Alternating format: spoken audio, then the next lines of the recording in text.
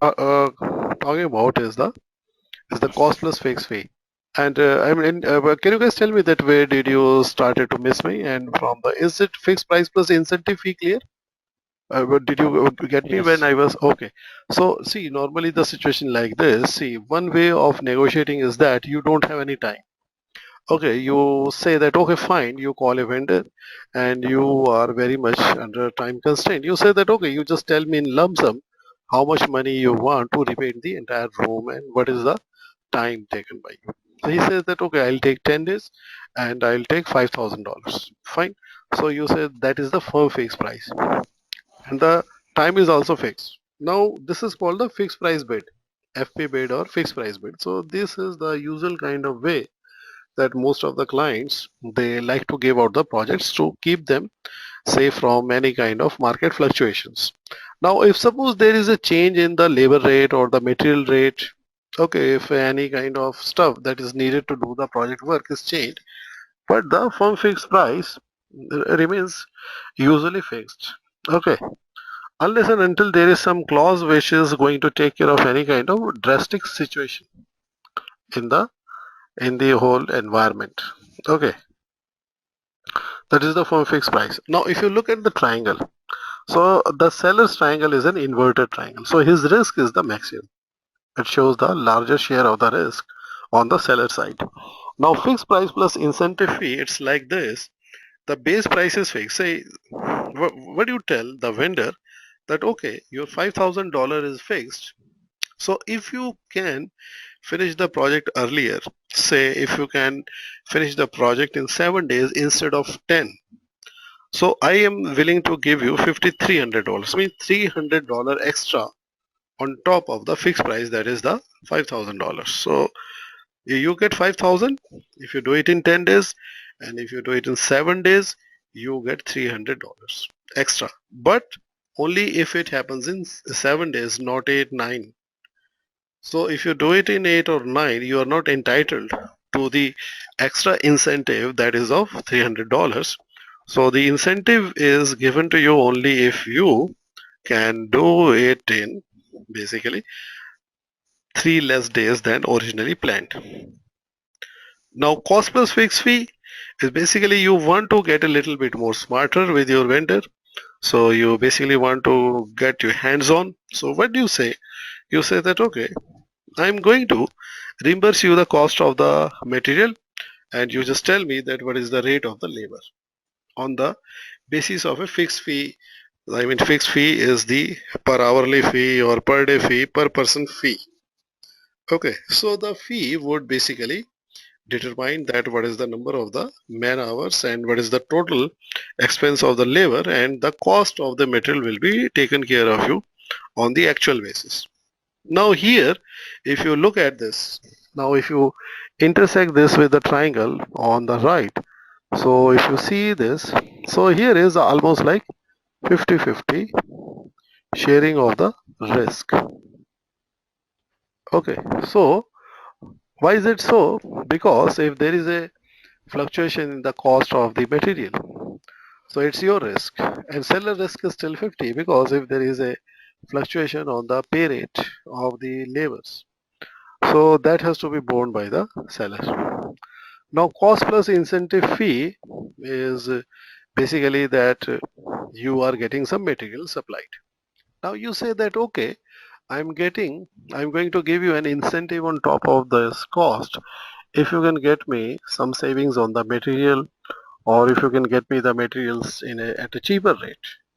So you put some incentive there for the cost reimbursement in case there is some saving there. So it is called cost plus incentive fee. And then there is another way of calculating the or estimating the cost of a project, cost plus percentage of cost. Now there are certain kind of work which due to the complexity in nature cannot be determined, that whether the work done should be calculated on the basis of say square meter or square feet, because if you're constructing a road you can say that okay, we have a rate agreement per kilometer. Okay, and if you are painting a room we can have a rate agreement of say per square meter or per square feet. But sometimes the kind of the workmanship which is being done, could be complex. So then you say that, okay, the kind of the total work being done is directly proportionate to the cost of the material. So you say that, okay, the cost plus percentage of the cost will be used to determine the total value of the project. So in that kind of a situation, the buyer's risk is the maximum in the cost plus percentage of cost. So these are the various contract types which are used to basically to negotiate and settle the projects. So you have to keep in mind that what will suit best for your project and you can use that. So as per the negotiation which would happen between the seller and the supplier.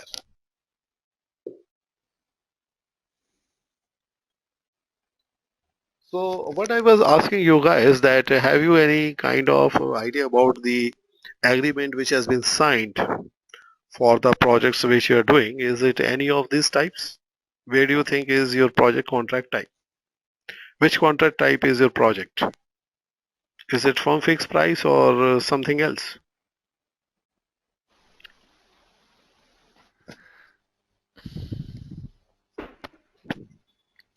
Mine is here. Sorry, go ahead. No, go ahead. Mine is time and material. That's all. Yeah, so which contract type? Mostly we have the fixed price. Fixed price. Does someone has any other kind of a price contract for the project, say other than the fixed price? Maybe on the per day person rate basis? I mean, so that is dependent upon the number of the people filling in the timesheet. So the people are flexi. I mean, if they utilize more people, so they would be paying more for the utilized man hours.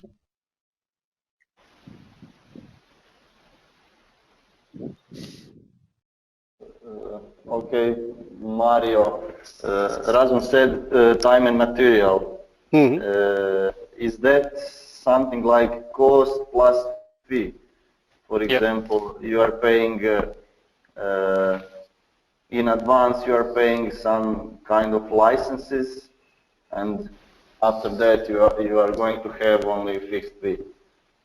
Time and material would be used, so it is not mentioned here. So time and material would be used for basically for short duration projects. Why is that? Because you know the time and material is basically is a high risk to the buyer, because you know it can inflate it can inflate to some big size in terms of the cost. So that is why the time and material is used only for short term projects, because you are not sure that what is the scope, or the scope can expand or scope, and it's very difficult to do all the project management procurement process. So you say that since it's a short term one, so let us take care of the time and the material. So you know it is somewhat similar to cost plus percentage of cost. So instead of the cost, and instead, so there is cost, so cost of the material, and time is basically is nothing but the actual time of the people. So cost plus percentage of cost is also heavily loaded against the buyer. So the buyer's risk is the maximum. So is the time and material. Okay, so these are one of the contract times. So time and material is used where the project management is taken care of by the buyer. So where it is used, like for example, say I am a software consultant. Okay, I am a software consulting organization. A client comes to me and he asks me for the quotation for getting a project done, and I give him a fixed price quote. Look, this is the quote to get this kind of a product developed by us. So he, after mm, some kind of say discussion, he starts to give me more details. So then I tell him that look, it's a very short duration project and the details are changing. So why don't you do one thing? So why don't you go for the time and material, since your time is since your time is not very long duration, and since if you want to make any changes to the size of the people or the labor, it will be flexible for you. Okay, and if you want to make any changes, you can make n number of changes that you want. Because you know what happens, that if you are going in for a fixed price, then it is not possible for the supplier to repeatedly change. So that can escalate the cost of the project. So time and material would be used in case the scope is not very clear, but the time is nearly, well determined. So the rate of the resources and the cost will be taken at actuals. But then it is always at the risk of the buyer only. If the project goes long due to the increased time, the cost of the resources utilized in the project can go up. Okay, especially the work type process, that is the people. Now, procurement management plan basically what is there? The procurement management plan, it describes how the procurement processes will be managed right from developing the procurement documentation, plan procurements process through close procurements and what are the contents. So it handling the make or buy decisions and linking them into the activity resource estimating and schedule development processes. Then types of contracts to be used and establishing the direction to be provided to the buyers on developing and maintaining a contract statement of work. So this is the procurement management plan. And what else is there? It has a standardized procurement document if they're needed. So what procurement document could you have is a request for quote, request for proposal, then work order, then vendor registration form, okay, invitation for bid. So these are the standardized procurement documents which could be obtained from the organization process as it. So you just make a list when you are making your procurement management plan. So you have say huge list of documents which are available to you. So what you can do that out of the documents which are actually applicable on your kind of the project, you could make a list of those documents only and you can use them for the procurement management plan. And in the procurement management plan, you list out any kind of assumptions and constraints that could affect planned purchases and acquisitions.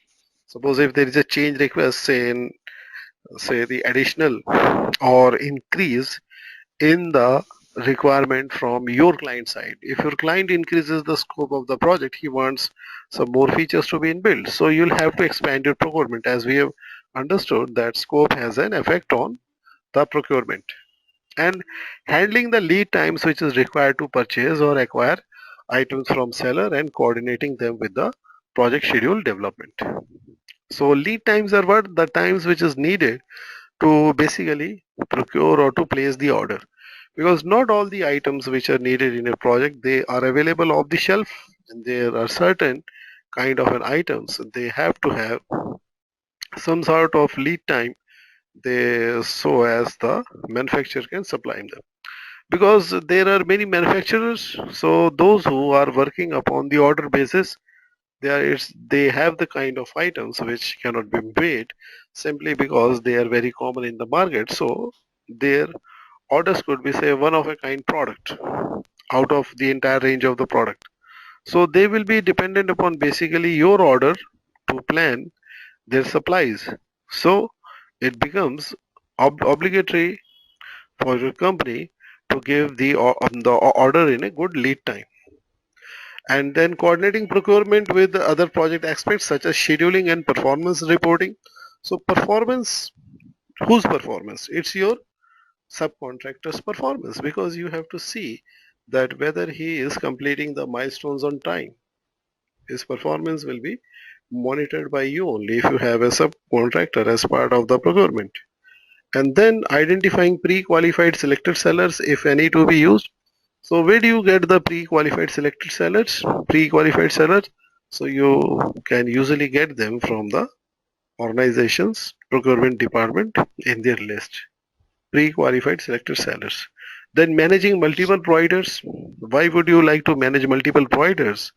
Because what happens is that suppose you want to place the order for the supply of say 10,000 batteries.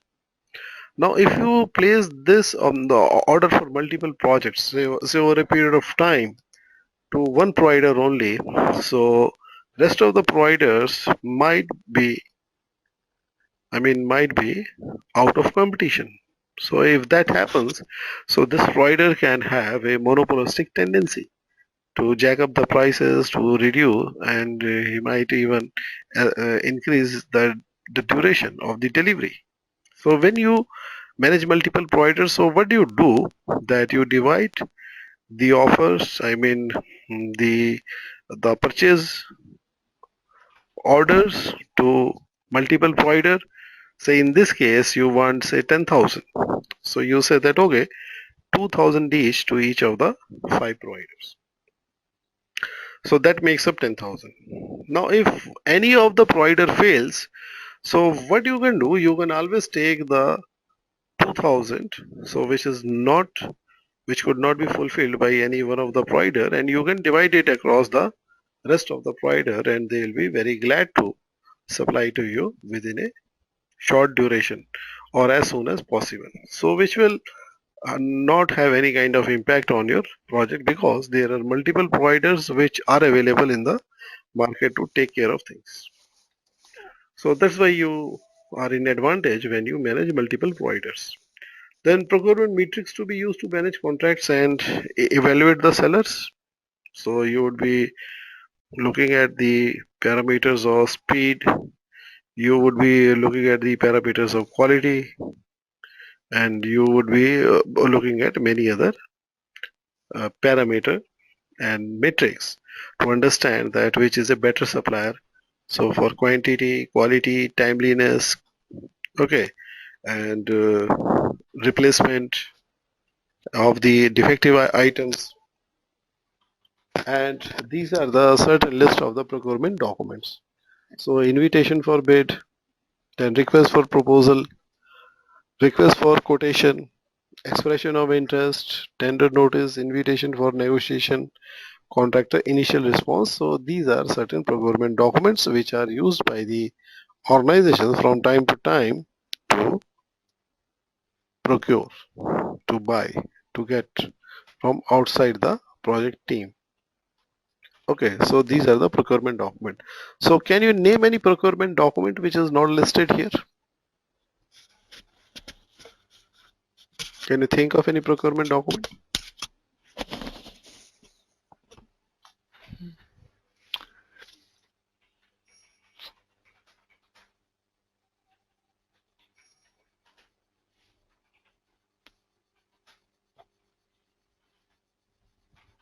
So have you used any procurement document which is not listed here? Maybe, okay, tender, but it says tender notice. That's maybe the same. Yeah, tender notice is basically used in the government projects.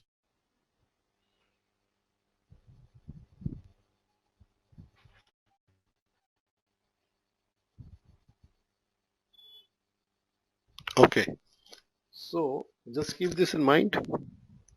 Now to conduct the procurements, so what we have to do is that we have to obtain the information about the suppliers.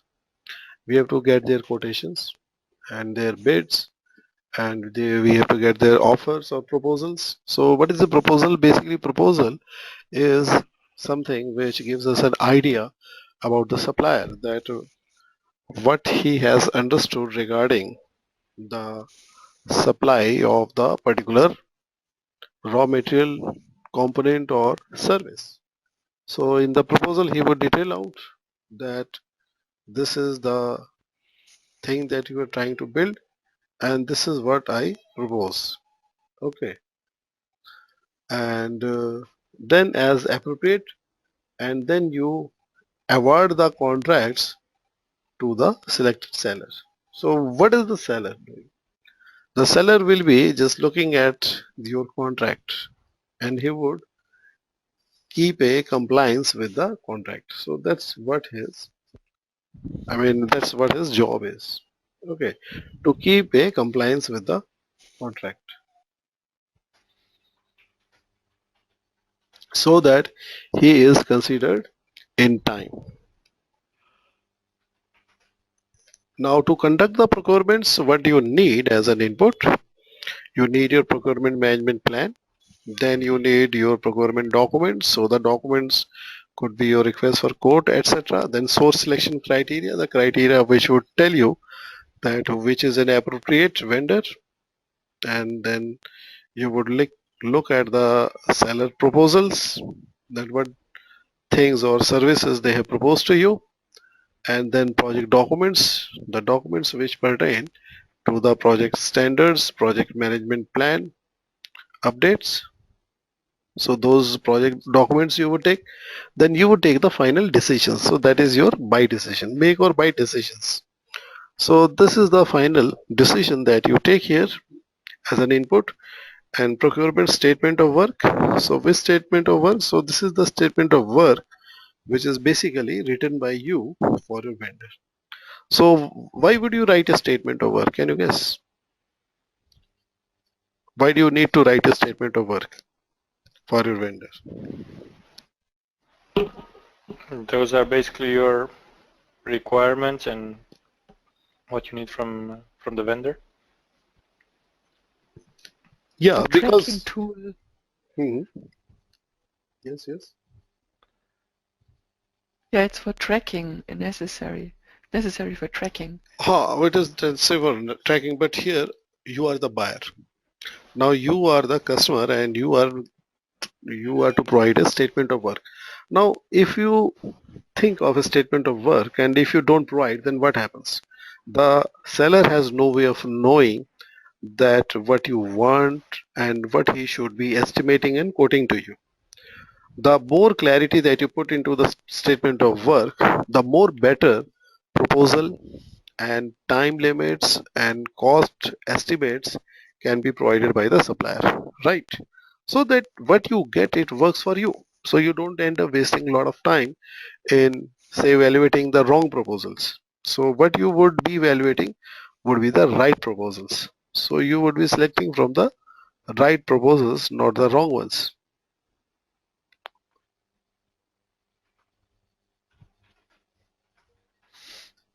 right? So that's your procurement statement of work, gives you the benefit that you get the best out of your supplier. Then of course you would need your process assets, and you may call a bidder conference. So have you attended a bidder conference? You know, a bidder conference, what is it? Better.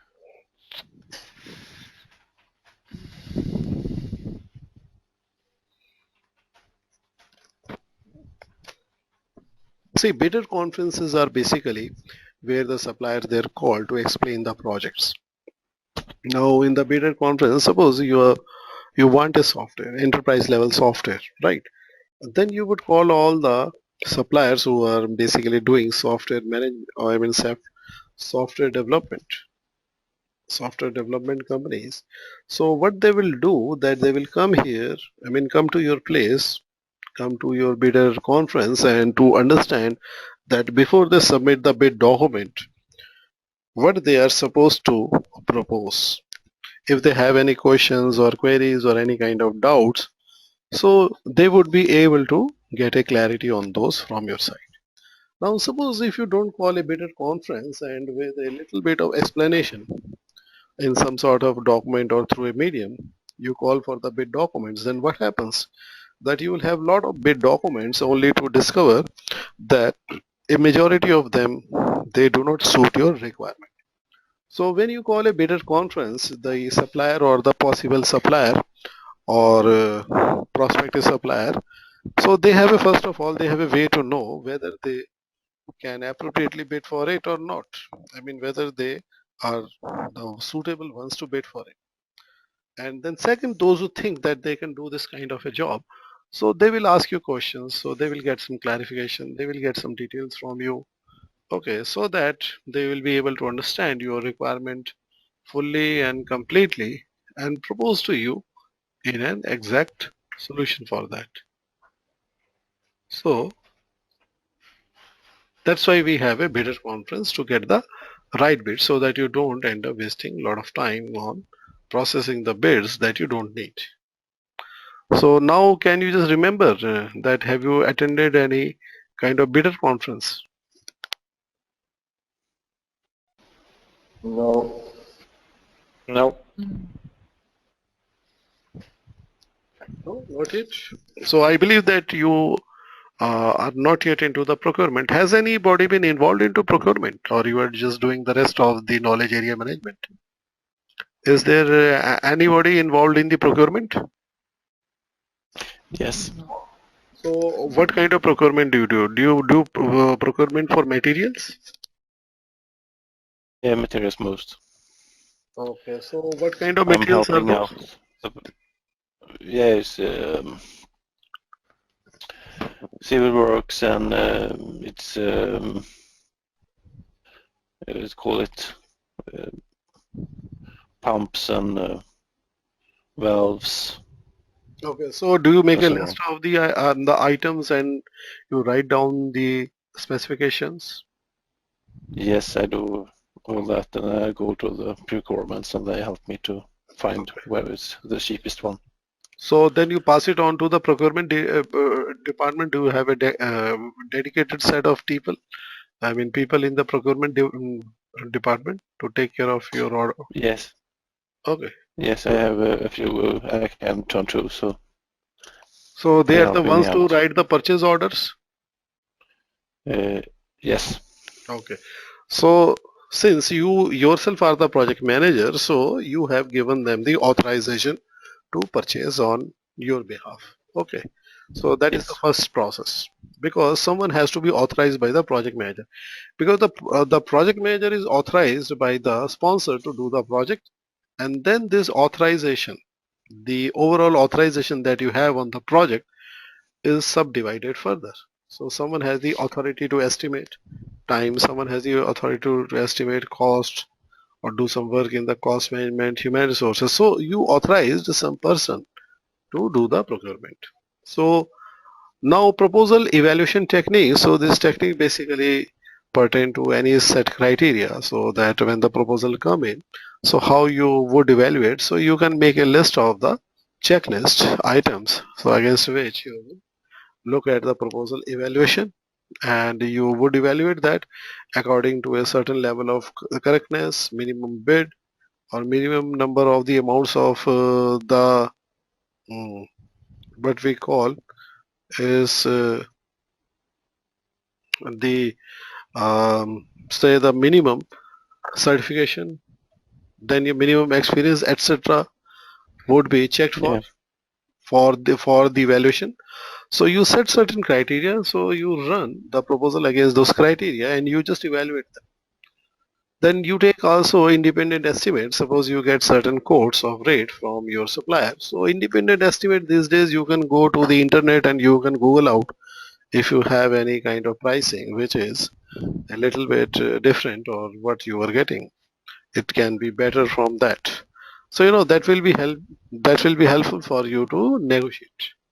So those are the independent estimate. You can get independent estimate when you take estimate from some other sources not listed in your procurement.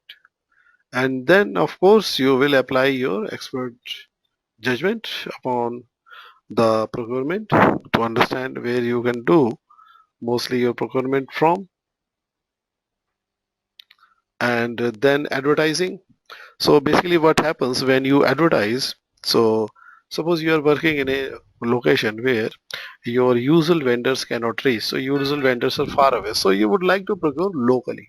So if you want to procure locally, then you have to advertise in the local media and let the suppliers know that you are around here to do certain projects, and the advertising helps you basically expand the supplier list. Then you would apply the analytical techniques. These techniques are basically to understand that which of the proposals they are better, so price wise, time wise, quality wise, because when you're conducting the procurement, it's not always necessary that the supplier which is charging you the least would be able to provide the best service. Okay, so you apply your analytical technique to settle for the most suitable kind of the supplier or vendor, and then you also have to do procurement negotiation with the possible vendor or a set of vendors. So what you get as an output is the selected sellers and the agreement that you can have with them, and resource calendar. So basically the resource calendar would tell you which resources are coming in on which dates, and these dates, I mean, can be used to plan the lead time. So that is the resource calendar would tell you. And change request, if any. So if you are conducting the procurement, the change request can be triggered by the change in the any kind of work, any kind of requirement from your client side. If the client adds something, so you can basically issue a change request to your procurement team to also include those items. So procurement management plan update, and 6 is document update if needed. And this is the explanation for the bidder conference. So the bidder conference, they are meeting with prospective sellers prior to preparation of a bid or proposal to clarify procurement requirements and provide responses to the seller's query. So they're used to ensure that all prospective sellers have a clear, common understanding of the procurement requirements. So this makes the evaluation of the proposals easier. So responses to sellers' queries are incorporated into the procurement documents as the amendments. So bidder conferences are also called contractor, vendor, or pre-bid conferences. So basically in the bidder conferences, if you find that there are certain questions being asked frequently, okay, so there are certain queries, so you can incorporate them into the bid documents as a standard, okay, so that your bids are much better executed. And sometimes what happens, so there are a lot of prospective vendors, so they would filter out themselves on their own because they would realize, so this is something that they don't want to participate in, and you would get the documents for evaluation, so which are more suited for your kind of the projects, and you would basically spend less time going through the lengthy documents to find the right supplier. So that will be much more focused. So advertising, so existing list of the potential sellers can often be expanded by placing advertisements in general circulation publications. And to develop the qualified seller list, so they can be developed from the organizational assets if such list or information are readily available. So what happens that in any organization which has a lot of procurement activity going on, so what they do, they maintain a whitelist. So a whitelist is basically a list of sellers, those who have done business in the past and they have performed well, they have been ethical, and they are timely. So they have met the supply parameters. So you can get a list of the sellers from them, and you can then develop this list further. So you take qualified sellers. So procurement document can also be sent to determine if some or all of the prospective sellers have an interest in becoming a qualified potential seller. So that is the developed qualified seller list. So they are already in the seller list. So if they want to become a qualified seller, so they can express their interest in that. Now screening system is used for the award of the contract. So basically the screening system, it filters out by applying a certain minimum criteria so to be passed. So if the sellers, if they run through, suppose you got 100 prospective sellers and the screening system say would cut down say 50%, so you are left with 50. So how does it work? It involves establishing minimum requirements of performance for one or more of the evaluation criteria. For instance, a prospective seller might be required to propose a project manager who has specific qualifications before the remainder of the proposal would be considered. So that is the screening system. And weighting system, it is a method of quantifying qualitative data to minimize the effect of personal prejudice on seller selection. So out of the 50, so the screening system basically is leaving you with 50. Now out of the 50 you want to use top 10. So the top 10 would be selected by a weightage. So the weightage could be dependent upon the number of the years. The weightage could be due to the the performance stars that they have got in the past, or if they have any kind of certifications. So so that will get them a weightage or any kind of advantage or a better performance done in the past, which is not available for the rest of the sellers. So that is the weighting system. So it is a method for quantifying qualitative data to minimize the effect of personal prejudice. So if it is subject to the audit, that why these 10 sellers they have been selected. So first of all, you can say that out of a total of 100 qualified, 50 have been eliminated by the screening, and out of this 50, the top 10 they have been taken on the basis of this weighting system, so that there is no bias and there is no conflict of interest here. The weighting system would ensure that. So what do we have next? We have the control procurement. So right now till this point, we have been able to select a seller and contract and give the contract award. Okay, and that's what we do. So guys, can we take a 15 minutes break and meet again? Yes. Yes. Okay, so just yeah, see Yeah, you. sure. Thanks.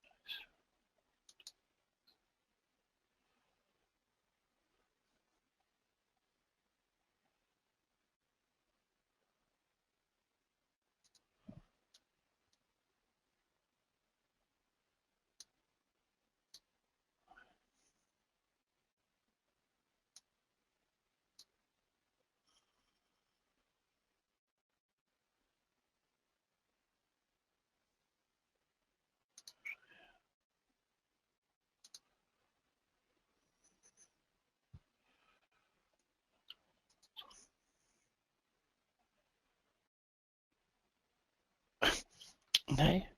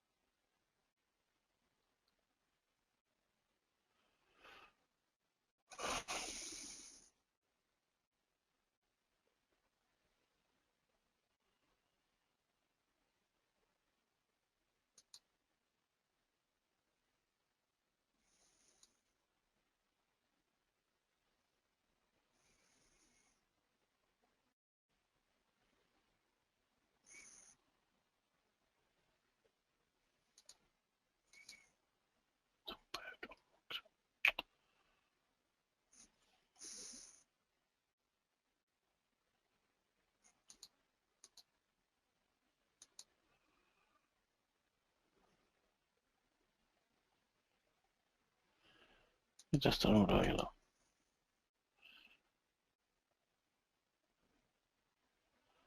Han är ju fortfarande organizer.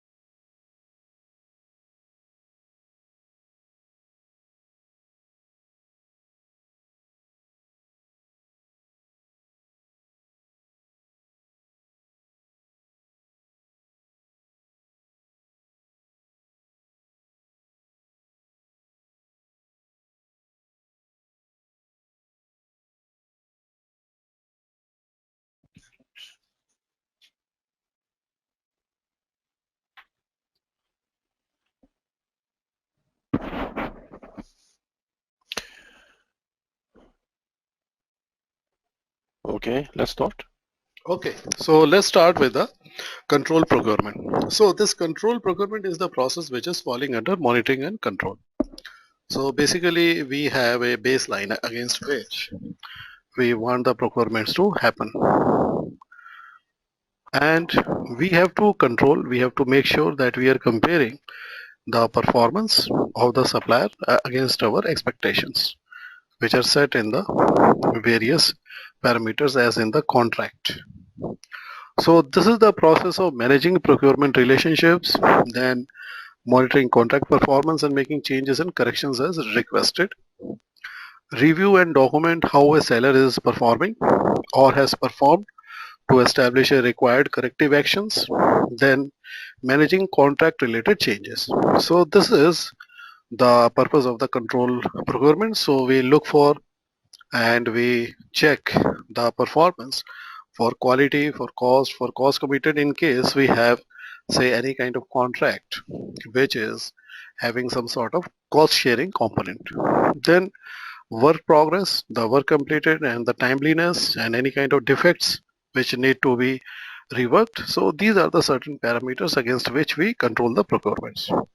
To control the procurements, what we need is the project management plan. The project management plan basically has the procurement management plan as a subsidiary plan inside it, and that serves as a guidance that how the procurement should be controlled. Then we take our procurement documents, the documents which were basically given to the sellers like statement of work.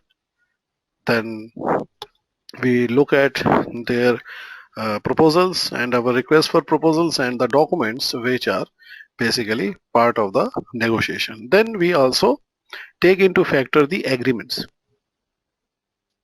The agreements basically they tell us that what are the various obligations of the suppliers as per the contract and control procurements. Now if you are say having some sort of an say deviation, then there would be change request and the change request would be approved. So if when you look at the approved change request, so basically if you are doing the procurement and if something comes back once again say in a loop, so that would come in with the approved change request. Okay, the change request which has been evaluated to check that it has no impact, it has no impact on the rest of the project. So that is an approved change request. So that would be a sort of a loop, and we take the work performance reports, work performance data. So as per the work which is being done by the subcontractors. Then we have tool and technique, the contract change control system. So normally what happens, see whenever a contract is awarded, it is basically signed by the project manager and the sponsor, and it is given to the supplier or the vendor.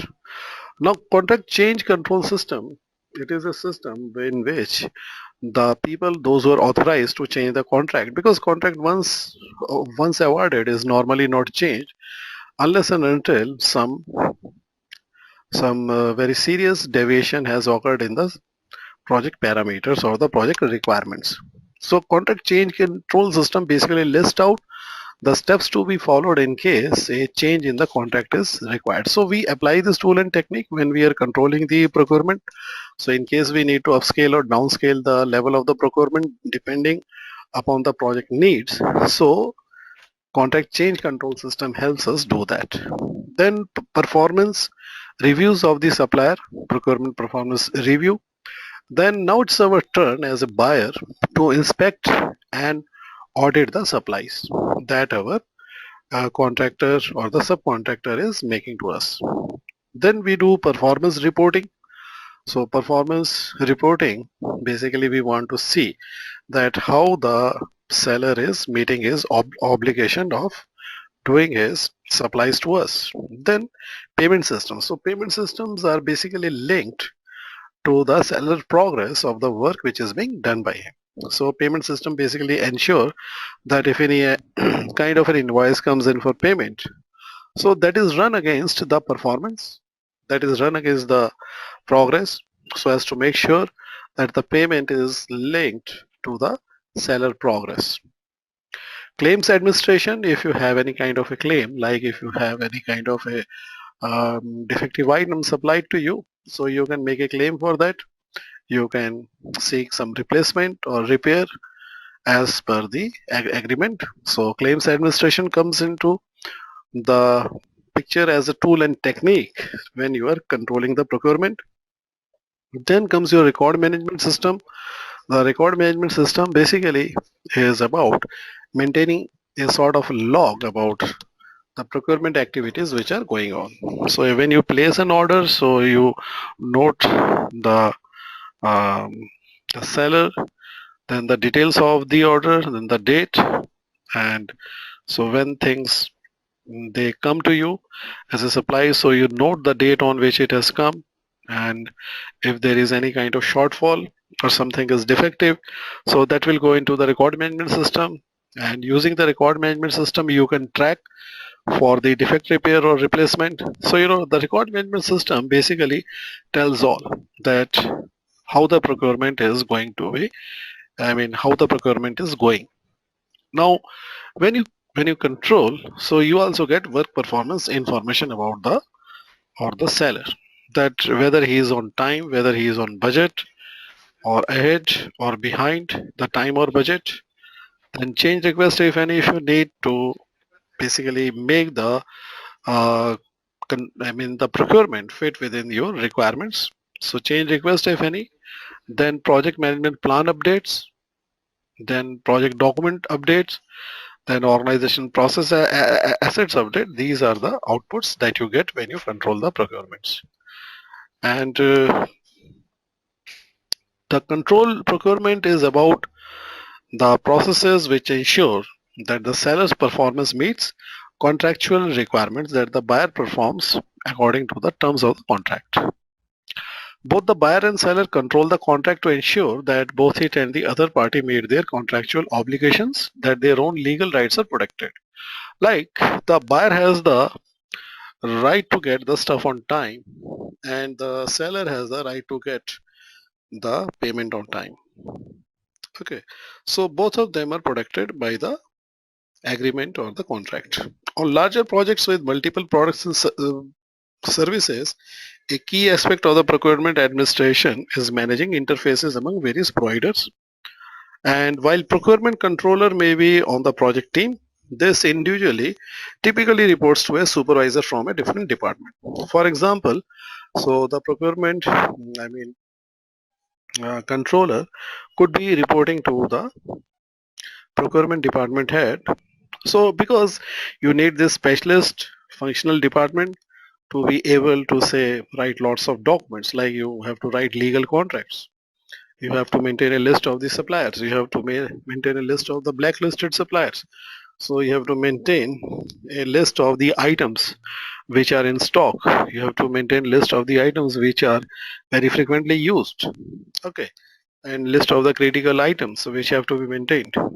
So the procurement department, it helps a lot in all of the projects basically by easing out all their procurement activities through this individual. So who is basically taking the requirement from the project team and converting those requirements into work orders, purchase orders, contracts, and ensuring the better choice for the project team to fit within their time, cost, and scope constraint.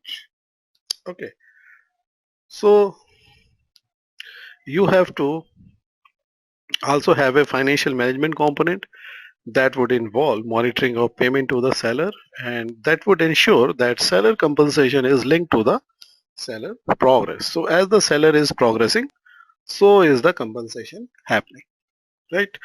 And procurement control also includes managing any early termination of the contracted work for any reason, cause, convenience, or default. Suppose if you have a trim down in the project requirement from your client, so that will have a ripple effect on your procurement as well. So you'll have to trim down your, I mean, offtake of the raw materials or the services that you are taking from your suppliers. So then you might need any early termination. So the terminations usually they have some sort of say compensation plan. Okay, inbuilt. So the compensation plan basically would ensure that there is a fair termination. Okay, so the fair termination would ensure that in the future the contractor feels good about doing business with you once again, so that there is a trust. So control procurement is basically about upscaling or downscaling or any kind of changing requirement, and it is also about monitoring what has already been agreed in the contracted terms of the agreement and in the various specification as per the procurement documents. So that has to be ensured in a timely fashion and in basically meeting the specifications. Procurement control also includes managing any early termination of the contracted work for cause and in accordance with termination clause of the contract, so that there is a fair compensation in case you have some unused period of the contract. Now we come after the work in the project is completed. So we come to the closing process. So in the closing process, we have close project phase or close the project. Then we have close procurements. So basically the completion and settling of each contract. So we both the parties make sure that they have delivered upon their agreements and promises to each other, and that includes the resolution of any open items and closing each contract applicable to the project or a project phase. So in this we make sure that it can handle any early termination if there, or the basically the completion of a contract as per the full term, and then we apply the close procurement process. So we close the procurements basically as soon as our work is completed and all the items and the receivables they have been received. So what are the inputs to close the procurement? We look at the project management plan, and then we look at our procurement documents, and we do the procurement audits. We basically go through the list of the items and the services that were supposed to be outsourced, and we do the procurement negotiations. So the negotiations basically they enable us to settle any kind of say shortfall. Suppose if something came late, so I would negotiate with the supplier to take some discounted amount as payment as the last milestone payment. So this is something which happens in the close procurement, that when you make the final payments, so you negotiate for anything which has been say so not meeting your standards or something which you think that deserves a compensation by the way of discount. And then records management system, you would need to basically look over that how the procurement was going and what came and did not come, and if you have any incident which does validate your, which justifies your need for a negotiation, so that can be recalled and that can be presented to the supplier. So what do you have as an output when you close the procurement? That you have closed procurements, and then you update your organization process assets as your output. So when you close the procurements. Okay. So procurement audits. What is audit? Audit is basically checking out the current state of any project against the desired state. So which is basically a list of the items against which we run the audits, we run the comparison. So it is a structured review of the procurement process from the plan procurements process through administered procurements, and basically the objective of the audit is to identify successes and failures that warrant recognition in the preparation or administration of the other procurement contracts on the project or on the other projects within the performing organization. So if you have a certain process in which a certain undesirable or some badly performing contractor was able to get through, so you would like to make some changes to your process. Okay, so that you always get the better performing suppliers, more vetted suppliers, and the suppliers those who can help you get your job done quickly, and who can help you get your job done as per the specifications. So those are the desirable ones that you would like to interact with, that you like to get your services from. So that will be visible in the procurement audits. So you would basically be looking at any kind of processes which would help improve the situation, and basically you will have only the best procurement happening. That is the audit. Now, you know what happens, see, when the project managers or the procurement say person who has been designated to do the procurement, now when they are facing the marketing people, so the marketing people, they use a certain kind of techniques to induce you into placing the order. Now this is something that you should be aware of, so that you can basically do a procurement which is more suited to your project, not suited to the seller or the buyer. Deadline. Imposing a deadline to reach an agreement. You know, this is something that you might have seen by the marketing companies. You know, they are doing specials, they are doing, say, festive special, season special, this special, that special. But if you look at their average rates or the prices, market prices throughout the year, so they might be the same. So this is called a deadline. So a marketing person might persuade you to sign a contract or place the order, because he is telling you, he would be repeatedly telling you that if you place the order as soon as possible, so you won't be basically paying the high rate after a certain time, as the prices are going to be pushed up. Okay, so that's a deadline. So guys, did you face any kind of a deadline, kind of a pressure when Every you're time. doing? Every time, you know, they tell you that, Yeah. so this is a very special time to sign the agreement, and if you don't do it, then after 15 days, so there will be That, upgradation in the rates, the selling rates, so you'll be at a disadvantage. You won't be able to get the discount otherwise. Okay, so can you share any uh, instance? yeah, I face deadlines all the time in my projects. So how do you handle Uh, those? I handle those very good, I hope. Uh, uh, my deadline it's only often 30 days or 60 days to fulfill the order. They are, if I don't do that, they cannot deliver our things in the right time. Mhm. Okay, so those are basically the lead time. So when I'm talking in terms of the procurement, so do they also tell you that if you place the order before this date, so you'll have an advantage of price? So I'm talking about the deadline which relate to the price. Those deadlines are fine, because you know that would be the usual delivery times, because there are certain items which are not available off the shelf.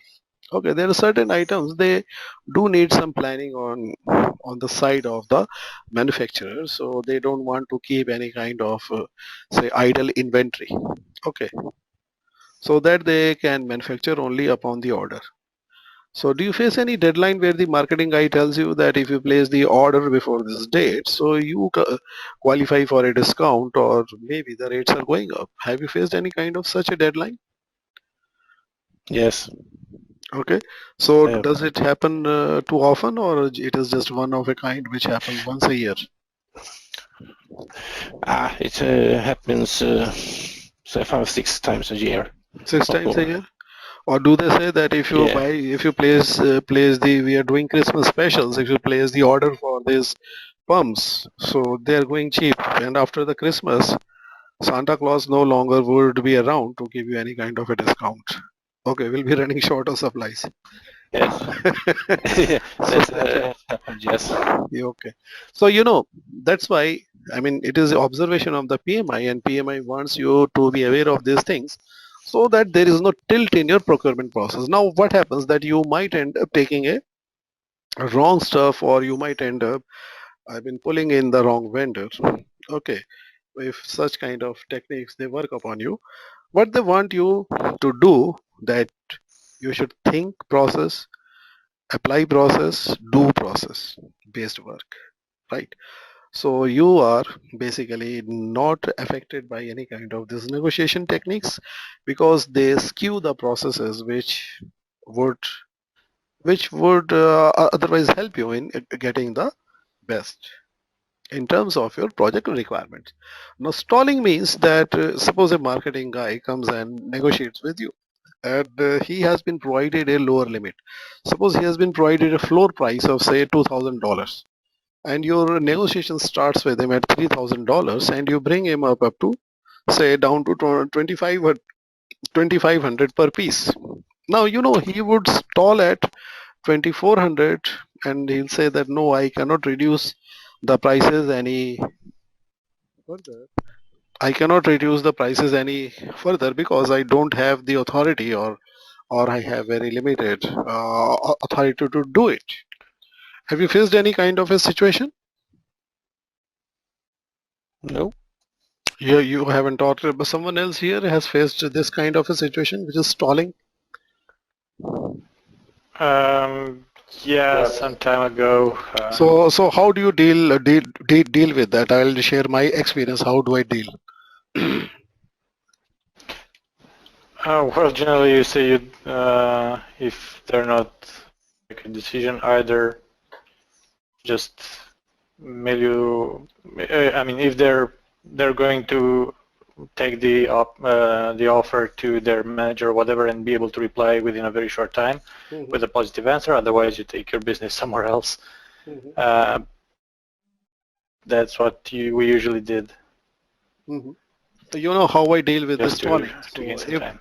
If the marketing guy comes and tells me, no, I cannot go below this price, I'm not authorized to do it. So what do I do? That I just tell him, just no problem, just relax, man. Just tell me who can do it. Just give me his mobile number. Okay. So after taking the mobile number, I talk to that person. Look, your marketing guy is here, and he is basically stuck for a decision. So he recommends that I talk to you. So we want to place the order immediately as soon as possible. So tell me that if you can go down on further below this. And he says that's a possibility, and he agrees. Okay.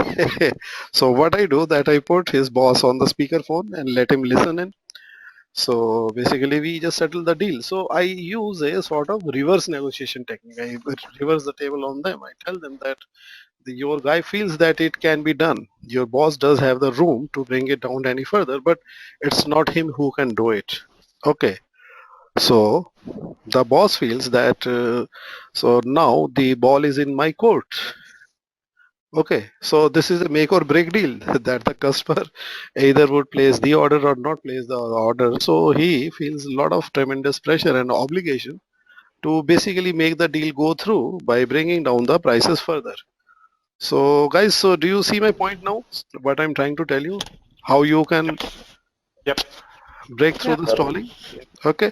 So if you face any kind of a situation, try this. This works. So if someone says that I can't do it, then just let me know who can do it.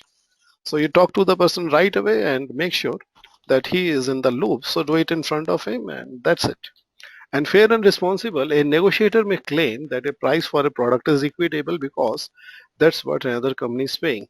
Now, so how do they do it? Basically, the guy who is trying to sell to you, he will pull out lots of purchase orders, and he will show you the prices at which he has got the purchase orders.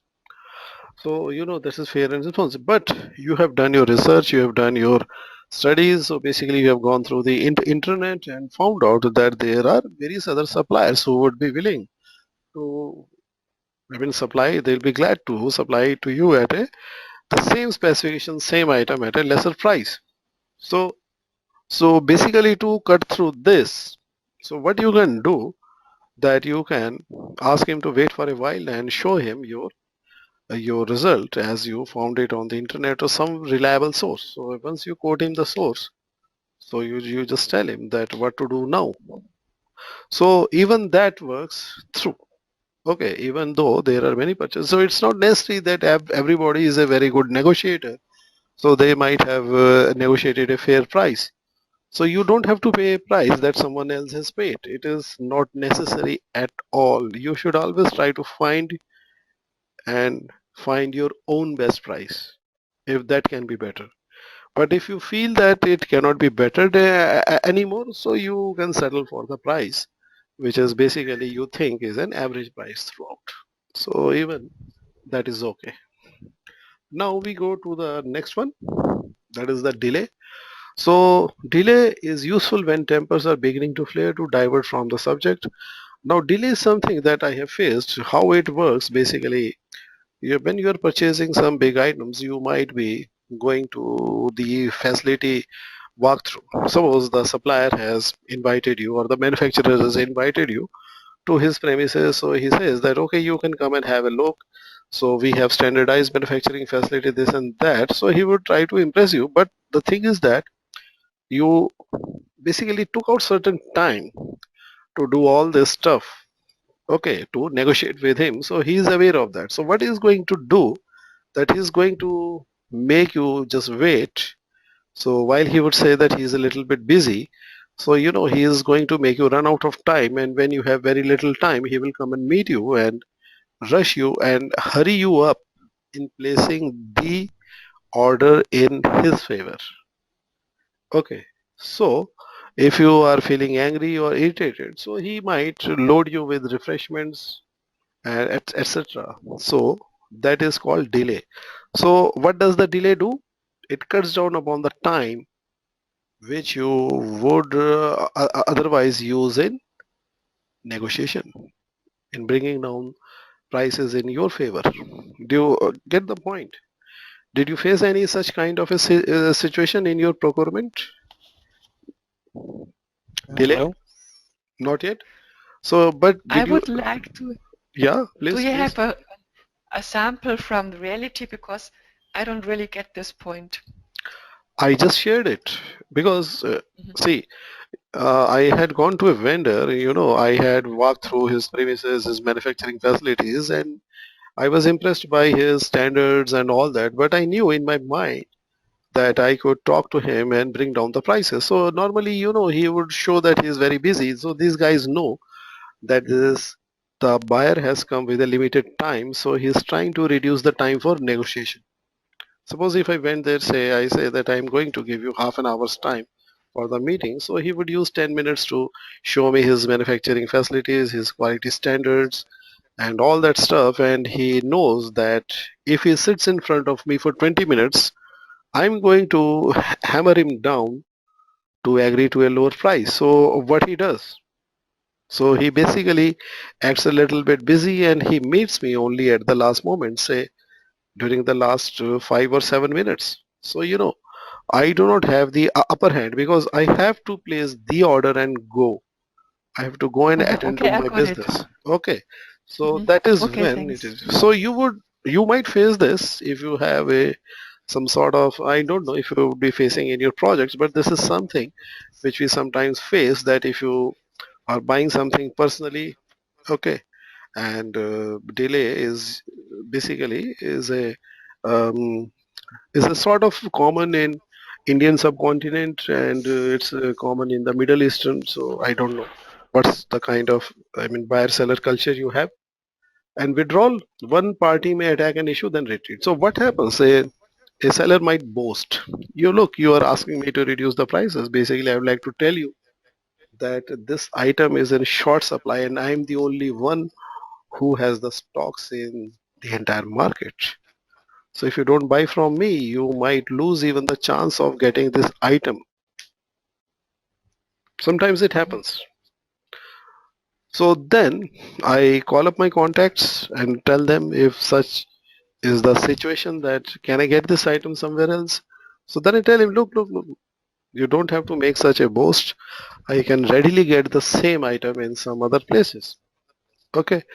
So then retreats. So then that guy retreats. So have you ever faced this kind of a situation?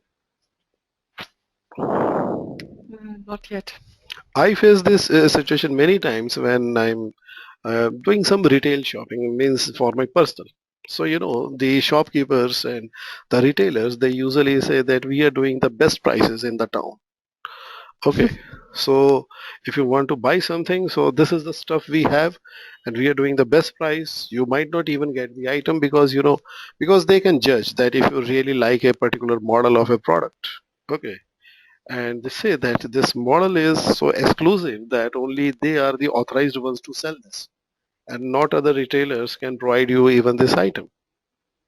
So it will basically make you feel that if you don't buy it at this price, so you might not be even able to buy it. So what he is doing, he is basically attacking, you into thinking that by boasting that this is something that only he can do, and you I don't think have it's much also chance.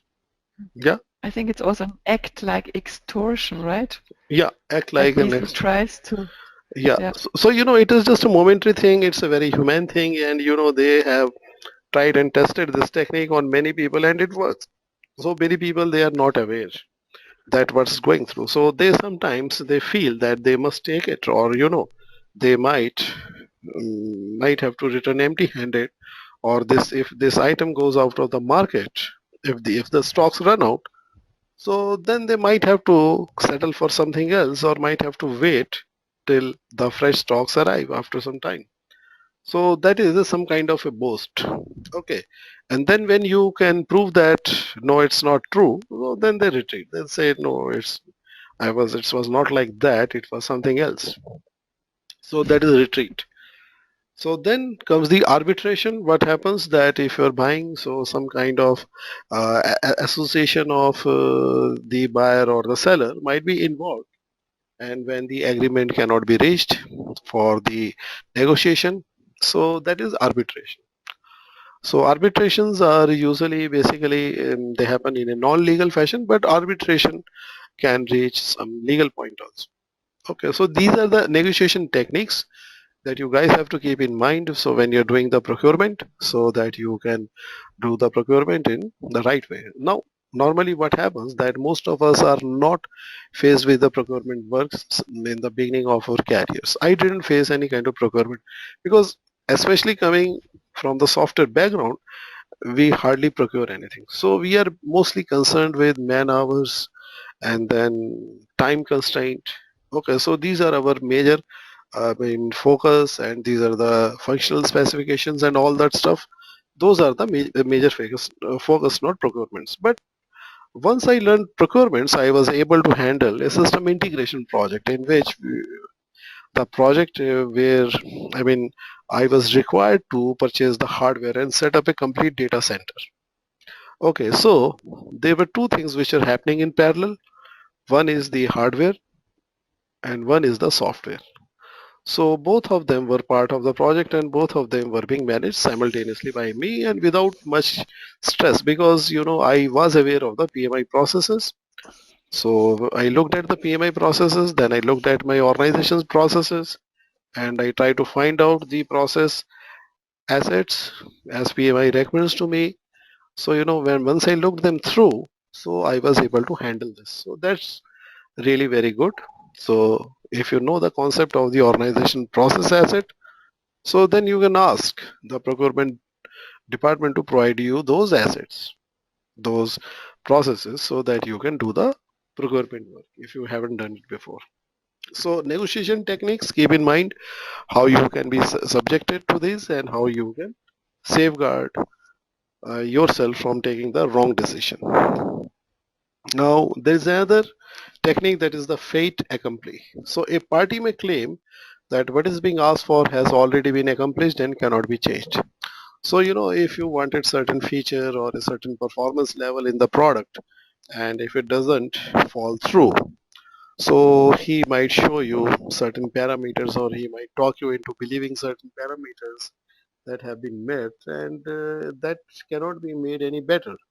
So how do you cut through this fait accompli? So basically you can go for the joint testing, okay, to see that whether it is really meeting your requirement or not. So that is the fait accompli. So this is also a negotiation technique. So basically if you are subject to this technique, you might end up with a inferior quality procure stuff for your for your project, which can hamper your product delivery. So make sure that you can see through this and you can cut through this to get the right stuff only. So that is the purpose of the procurement management processes. So there are two terms. One is the single source, one is the sole source. So these terms are being discussed here so that you are not confused, because in the exam these terms might be used to form certain questions. So single source is a preferred seller. So there are multiple sellers, those who are basically in the good list or the white list, and there is one seller who is being used very frequently. So that seller becomes the single source, and sole source means there is only one seller, there is no other seller. So you got to keep this in mind and make sure that you understand the difference between the two, so that if any question is phrased around these two words and you can find the difference, spot the difference and select the right answer. So that's about the procurement. And now let's come to the quiz part. So here I might have to tell you something. So you can go ahead and choose the answers.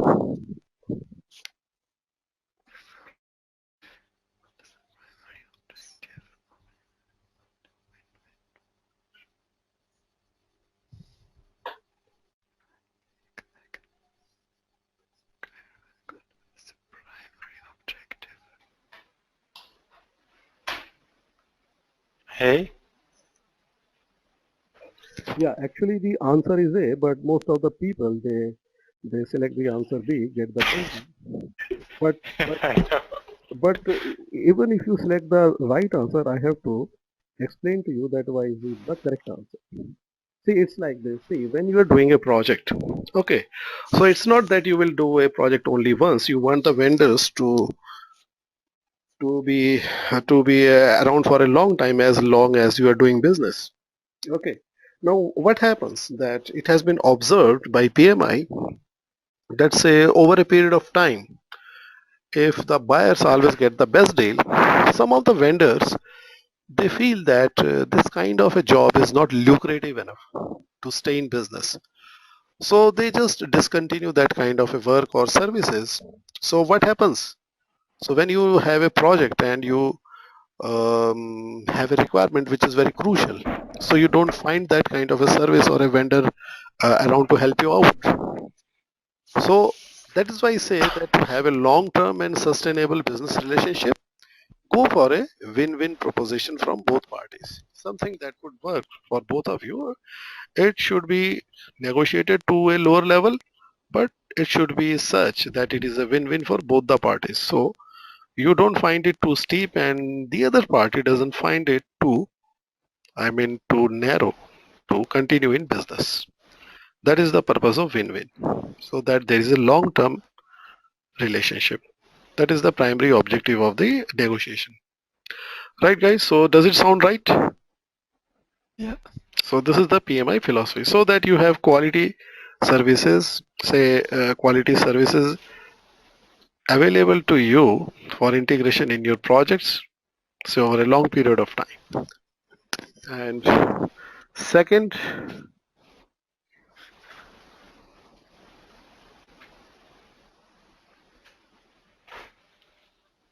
B.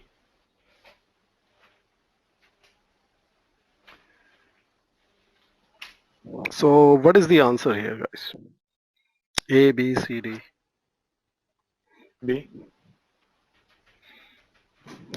So it is the B, but why is it the B? See, you decide to use a software development vendor for developing the e-learning without going through the process of issuing the request for proposal. Now, what happens that when you issue a request for proposal, the vendor gives you a proposal in which he describes the solution that he would provide to your requirement, to meet your requirement.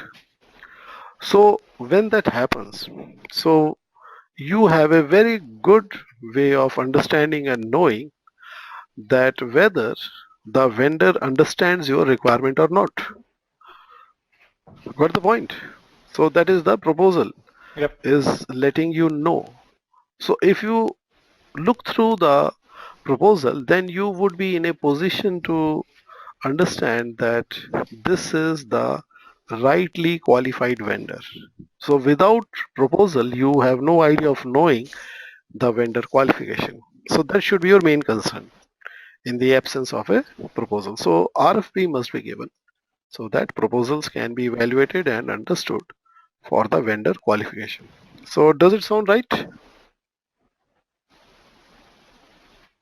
Yes. Okay, good. Okay, let's move to the next one.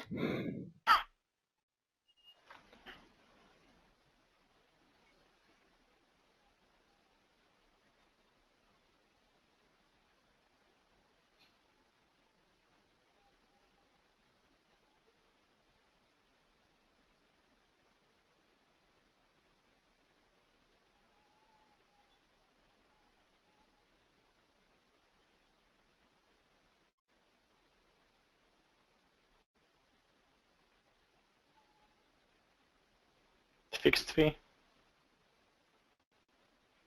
Yeah, B. So see, if you look at the top, it says I highlighted this limited scope clarity. Now, if the scope clarity is limited, now the vendor would be apprehensive for the fact that he might end up doing a lot more than the fee he is charging. He's not sure that he is basically doing more in less money. So do you think fixed fee will work? Because the scope clarity is limited. Well, it says what's best for your organization. If it's best for everybody, then it's probably time and material. But fixed fee would be the lowest cost for you. And time and material, you wouldn't go for it in a large project. So time and material are basically used for smaller projects. Now Sorry, it says large project. My so bad. so you get rid of these two. Now you are left with two candidate answers, say C and D. C. So I will explain to you why it is C and why it is not D. So let me explain to you C. If the scope clarity is limited, so basically, cost plus fixed fee, here the cost is shared, so between the buyer and the seller in 50-50 way. Now you say that, okay, since you are not sure about the scope, let me take the responsibility of the cost of the material and you take the responsibility of the man hours that would go. Even if the scope is not clear, you cannot utilize man hour more than the requirement because as the work is getting done, so I can see some clarity. So there is no way there can be any kind of scam happening due to the fixed fee. So cost would be basically taken care of by the fact by the actual application of the material. So if there is a limited scope clarity, so you can go for the cost plus fixed fee because then the vendor won't be apprehensive of any extra work or loss and you won't have to be worried about, paying up anything extra than actually needed because you would be paying for something which is right being applied in front of you. All the material that is going into the project would be applied at your own cost and you would be able to see that you are only paying for what is actually needed to be applied, and the fixed fee would ensure that all the work which is being done is calculated on basis of a fixed daily wages or fixed hourly wages. So that is the best that you can do in these circumstances when you have limited scope clarity in a large project. Right? Okay. So how is contract closure different than administrative closure?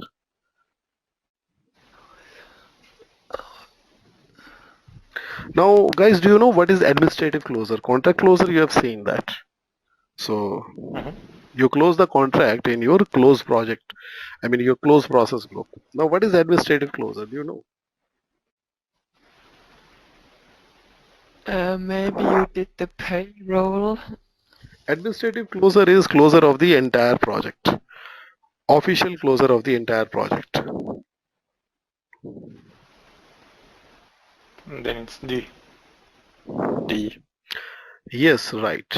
Contract closure is done before administrative closure because you would be closing your procurement and then settlement negotiations before you can declare the project as closed. But if you declare the project as closed, then you a lot of trouble can remain. I've seen one instance in which the project was closed, but the vendor was not paid. So each time the vendor would approach the accounts department for payment of his invoice.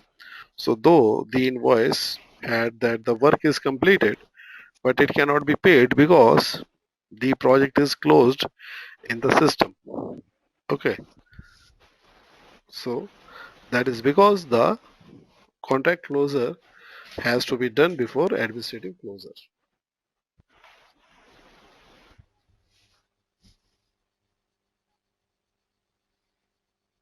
So let's go to the next. Okay.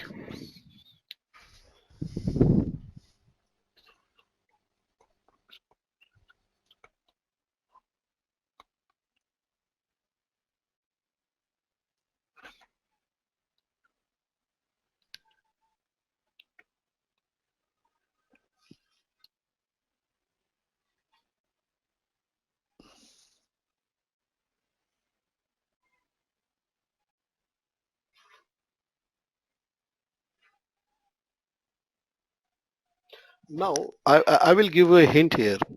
Now if you look at your um, scope management knowledge area. Okay, so you have a process in the monitor and control process group, which is called the validate scope. So do you know what is the purpose of the validate scope? What is the main functionality? Why do you do this process? Validate scope.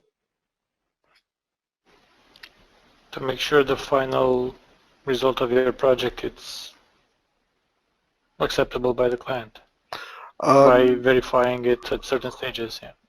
Basically, the purpose of the validate scope is to get formal acceptance from the client or the end user. Formal acceptance. Now, Mhm. the thing is that PMI, how does it? Basically, it would evaluate you. It would not evaluate you for your IQ. It is not going to evaluate you for your experience. Keep in mind, PMI only and only evaluates you for the fact that how much you pick up PMI process and identify them correctly. You cannot violate any of the PMI process while you are trying to answer the PMI questions.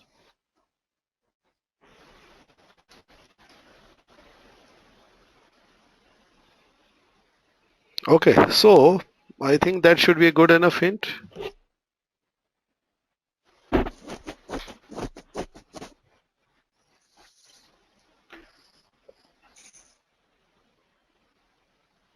That would be A then.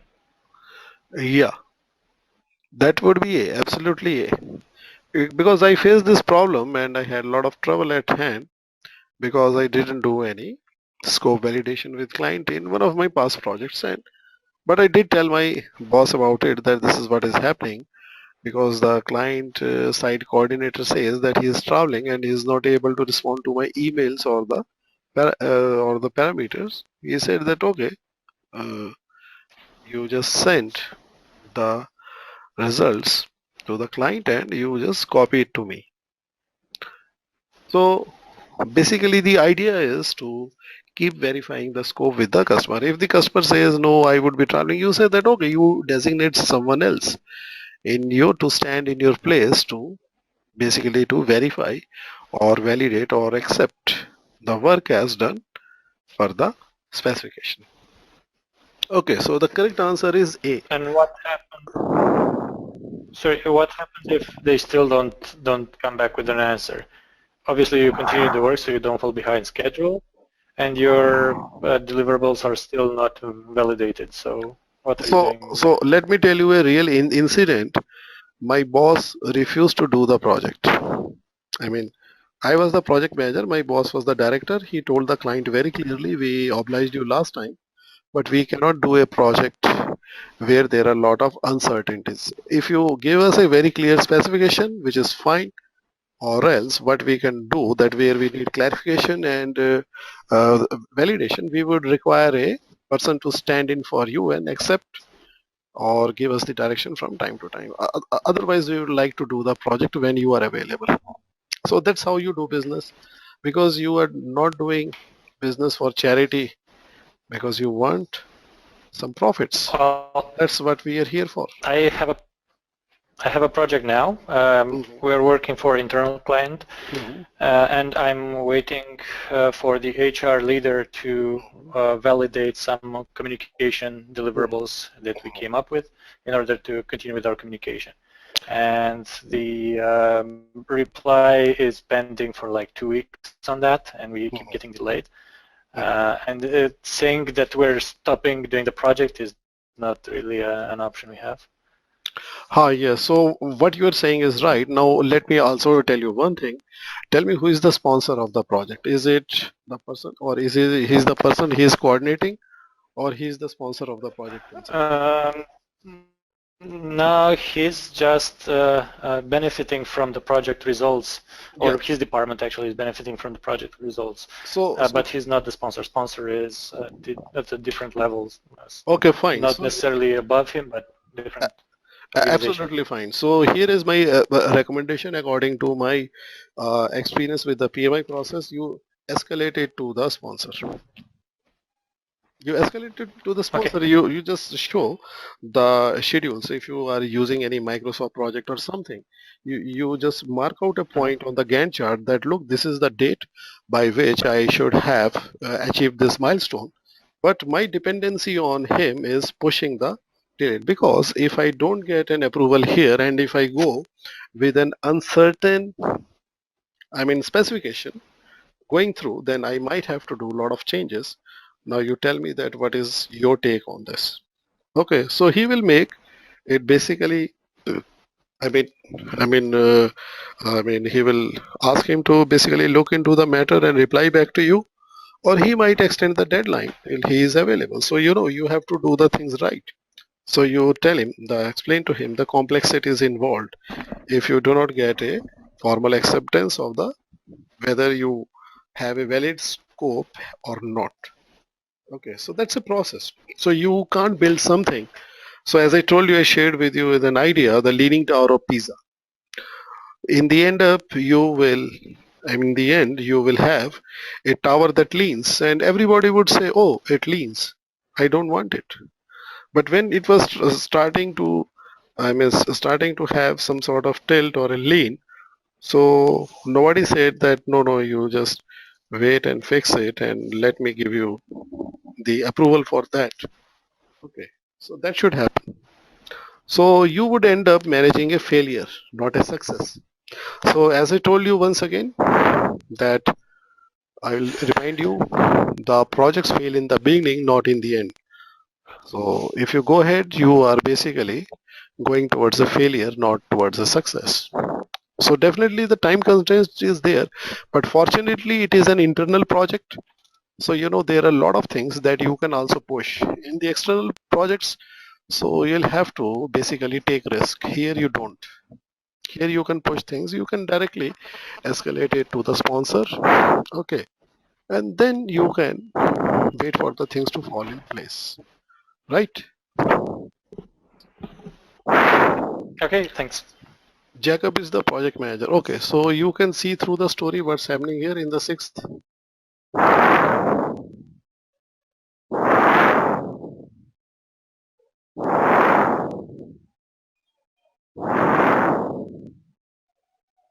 Somebody has a very deep breathing right now in the mic, so please mute that.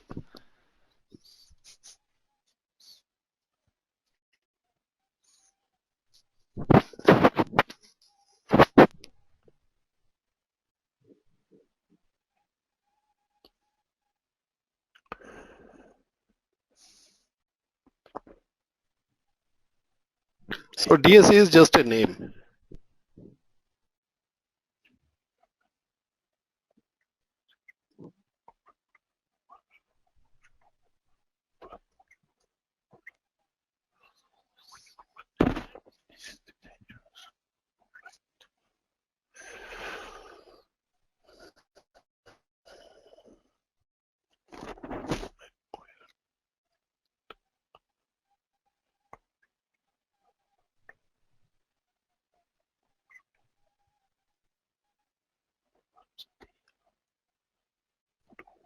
I'll try the fixed price again.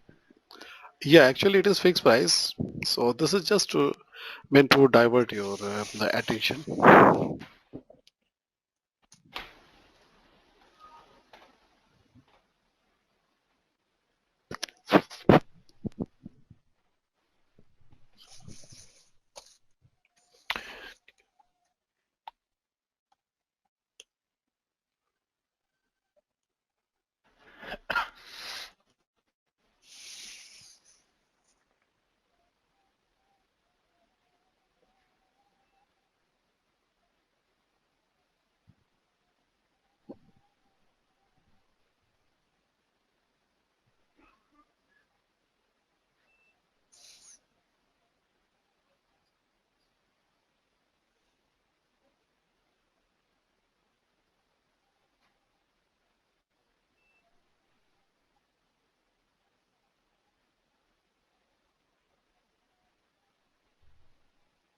A.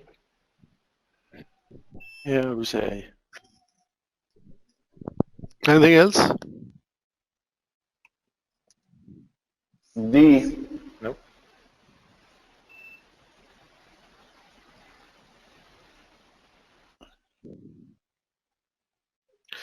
I hope you remember the record management system, what it does.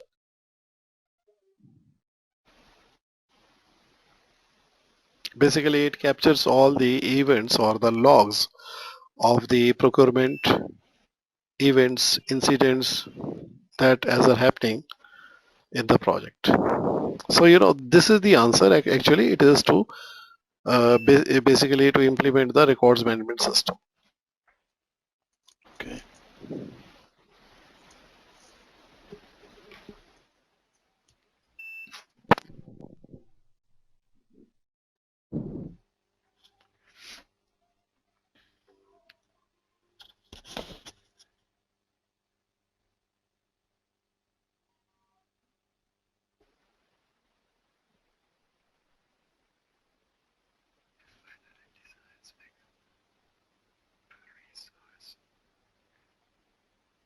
T. T maybe. Cost plus award fee.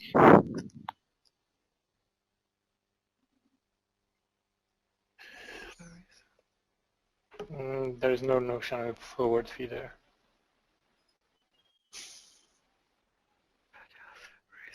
Where do you I'm on usually A. see $30 per hour? Actually, it's not fixed price. Then you're left with three answers. Time. Is it cost reimbursable? So where do you use the cost reimbursable? Basically, you would reimburse the cost of any material. Now you're left with B and D. It's B. It's B. So sometimes you don't get the direct answer. So you would get the correct answer by eliminating the wrong ones. So three answers which you are sure that definitely they are not the right fit. So you are left with the right answer, time and material. So basically it is about uh, the rate is fixed per unit of time. So the time is being calculated. The rate is being, total cost is being calculated as per the time utilized by the resource.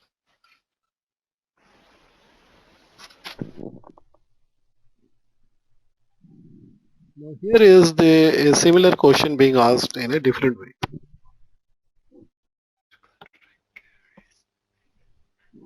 Fixed price. Yes. Yeah. So fixed price carries maximum risk for the seller because if any of the inputs they increase in the price for the seller himself, so he has to still keep his own prices to the client as fixed.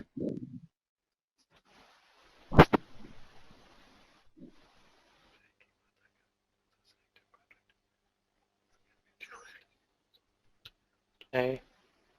Yeah, A. Yes, a procurement management plan. So this procurement management plan would basically ensure that even if the project manager is changed, but there is no change in the project's execution processes, right? So that is the benefit of this, all these documents. So I hope it makes a great sense to have this plan. So you must plan for each of the knowledge area, that what kind of standards, procedures, rules, regulations, and any kind of formalities, and if you have any kind of say standards to be applied, internal or external, so that should be noted down, and that should be applied along with the well-defined roles and responsibilities of the people that would help implement those. Okay, so you can put the roles only, so that's fine. People would change from time to time, but the roles are here to stay, right? So the roles will take care of the implementation of the project plan in each of the knowledge area. So that's the idea of this management plan. So you have cost management plan, you have time management plan, you have scope management plan, you have quality management, then you have human resources, then risk management, then you have procurement management. Okay, so these are all the management plans which would help you, right? So now we are left with a very small topic, which is the stakeholder management.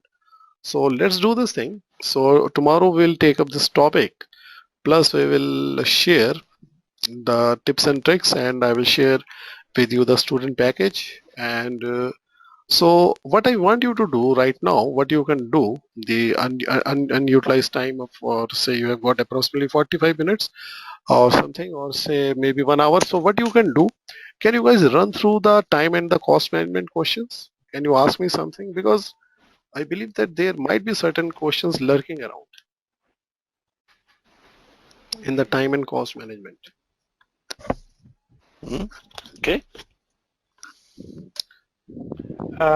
Quick question, Yeah. just for my planning for the future days. So we have tomorrow, as you said, the stakeholder management and tips and tricks session. There's also a session on. Basically, I'll explain to you the Thursday. application process. Application process. How to fill up the form and how to collect your, projects. Okay, so what I'm going to do, that I'm going to send you a sample form after this session, and it is an Excel sheet. You can just observe it and you can fill in your own project. Okay, so that tomorrow I can discuss that if you have all the information handy and looks right before you fill up the online form, because you know what happens, that in the online forms you have to fill the right information right away. So that takes quite some time. So if you have to think and fill up at the same time, so that can be a bit of problem. So what I have done, that I have created an Excel sheet which looks like this. Just hang on for a second. I will just pull that up. Yeah, so while you pull that up, this is what we're going to cover on Wednesday, right? My question was, is there anything else planned for Thursday as well? Wednesday is the last day. Tomorrow is the last day, that is the Wednesday, because the total duration of this training is sort of 32 hours. So we have completed almost like 28. So let me get this for you. Yeah, so tomorrow is the last day.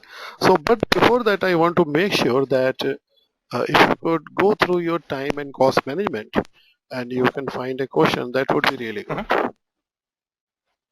Okay, Razvan. Yes. So we have to complete 3 hours of e-learning. Did you get the email from the Knowledge Hut? So is this a question? I believe that this is a question for rest of your participants, because I believe that's for you. E-learning, is it part of this training? So you can just confirm with your training coordinator.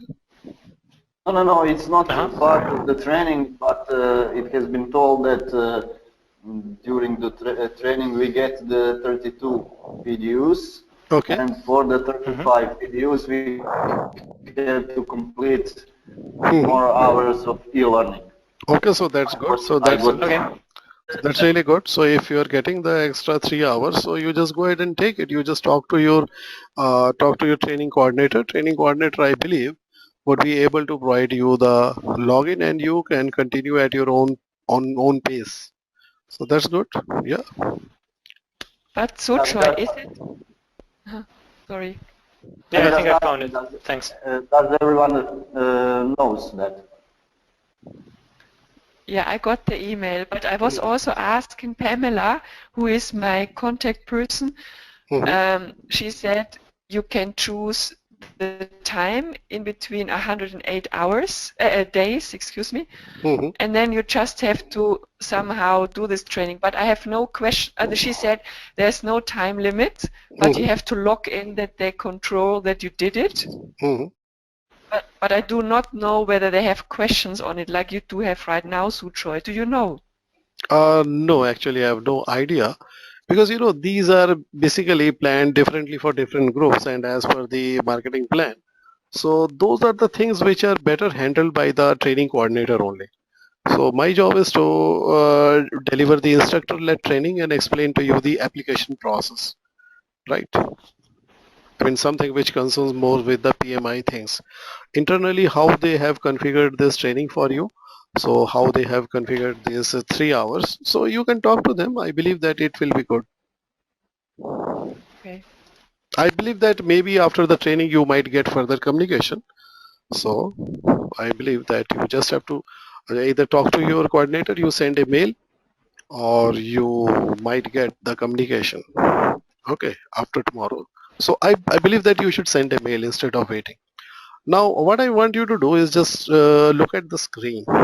So I believe that you can see a tabular information, right? So what you are seeing is one column: company, project title, job title, start, and total hours. What is the minimum criteria? The minimum criteria for the PMI application is that you should have done at least logged in at least 4,500 hours of the project management of project worked as a resource. Okay, so when you work as a resource, so what you do that in the beginning that your mostly the hours are in the execution, which is fine. It's the okay. So as you go up in your career, you might have more hours in the planning. So what you have to do is that you have to first fill in this column, that is the company, then project title, then job title, then you have to put in the start and end, and keep in mind you shouldn't put any overlapping duration in two projects. As you go from say project 1 to project 2, the start and end date, see, end date should not overlap the start date. It can have a time gap, that's okay, but there should not be any kind of the overlap. It should be starting only after this. Now if you look at the hours, so you can count as say 1 month as 160 man hours. So if you have worked on a project say for 10 months, you can say that you have had a logged in a total working duration of 1600 man hours. So you put in the hours here, so based upon your start and finish date, which you can calculate with your calculator offline. And what you have to do, you have to divide it here. So in the beginning, so what you have to do, you have to first clear this Excel sheet, and then you have to basically divide it like I'm going to do it right in front of you. So if you think that you spend 5% of the time on the initiating process group, you put in 5 here, that will become 5%. Okay, and then if you think that if you put in more hours here in planning, put in 25%. And then execution, if you think that you were not doing any execution, you can put in say 10, not much of the execution. And since you were in the managerial role, so you were controlling, you can put in 25. And then closer, so you spend 15% time. Do you see this blue column here? It is still not green. Why it is not green? Because it is not yet 100%. So then you can say that no, let me increase the duration of the initiation. I was mostly involved in the project selection and something. So you make it 15. It is now 19. So 90 means it is still 10% short of the 100. So why we are doing this? Because we want to balance out this column. These are the actual hours. So what this percentage is doing, it is chopping up 1700 into 255, 425, 770, 425, 255. So it should again add up to 1700. So this is the checksum column. So do you see this checksum column 1530, which is not equal to 1700? So how it will become 1700? So what you do, since you are 10% short of 100, you make this as 35 and you make this as so okay, now this becomes 100%. So if it is 100%, so that is okay. So what you get is these hours. So this is how you will fill this form up, and these will be used basically in the online form. So what you do here is just you mention your um, contribution to the project, that how you contributed to the various knowledge. I conducted the planning meetings with the various stakeholders, and you have to describe a little bit more that what you did on the initiation, what you did for planning, what you did for execution, what you did for control, what you did for closure. So this is what you have to describe here, and that shouldn't add up to more than 150 words or under 100 words. Now you will keep this handy. So when you go to the online application form, so you will be copy pasting these fields. I will mark them up in the yellow.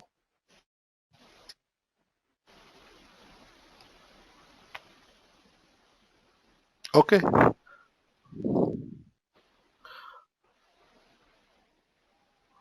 The yellow ones will be kept handy, and these will be copy pasted into the online form. So that's why we have created this Excel sheet. Okay, so what I'm going to do, I'm going to send you this Excel sheet. You make a copy of it. You can create another sheet within this like this, move or copy. You keep this, you read this, and you blank out the copy, wipe out the information, and then you put in your own details.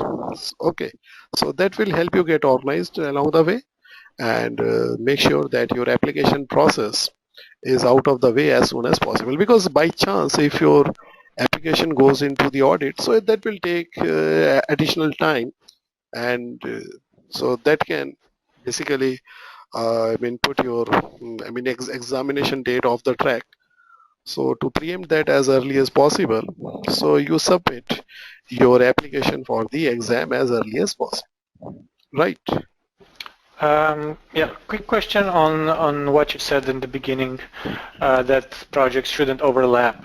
In the organization that I'm currently working, I generally have more than one project at a time. So you can do one thing. You pick up the project which is where you think you have been more proficient, and you mention the full time in that one only. Okay.